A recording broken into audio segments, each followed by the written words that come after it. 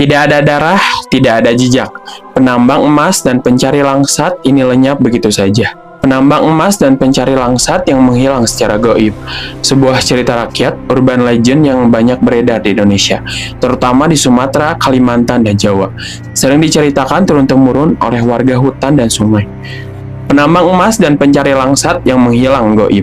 Awal mula masuk wilayah pantangan sekelompok orang penambang emas tradisional dan pencari buah langsat liar. Mereka masuk ke hutan lebat Sungai Tua, daerah yang sudah lama dianggap angker. Warga sekitar sebenarnya sudah memperingatkan, jangan ambil hasil hutan di sana tanpa izin. Namun peringatan itu diabaikan. Tanda-tanda aneh mulai muncul. Setelah masuk lebih dalam, mereka mendengar suara seperti orang memanggil nama. Bau bunga menyengat di tengah hutan. Jalan pulang terasa berputar-putar. Kompas tidak berfungsi, sungai terlihat berubah arah. Beberapa orang merasa hutan terasa sunyi, tidak wajar. Tidak ada suara serangga atau burung. Penambang emas menghilang lebih dulu. Penambang turun ke sungai, air tiba-tiba keruh dan dingin. Terdengar suara benturan batu seperti emas digali, lalu sunyi total. Saat dicari, alat tambang tertinggal. Tidak ada jejak kaki, tidak ada tanda hanyut, seolah mereka lenyap di telan bumi. Pencari langsat melihat kampung gaib.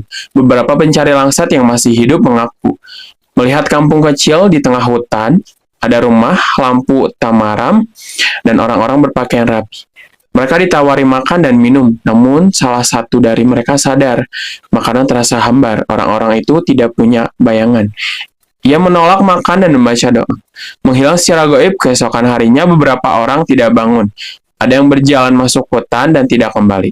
Teriakan terdengar lalu hilang. Saat warga desa menyusul, hanya ditemukan pakaian dan keranjang langsat penuh, tapi membusuk seketika.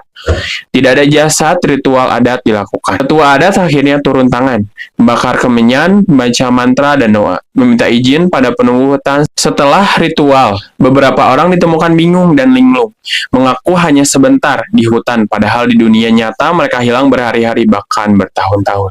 Namun sebagian tidak pernah kembali. Versi kepercayaan lokal, masyarakat percaya mereka diculik makhluk gaib, penjaga emas masuk ke alam lain, dihukum karena serakah dan tidak izin. Emas dan buah langsat liar dipercaya ada penjaganya, bukan milik manusia sepenuhnya.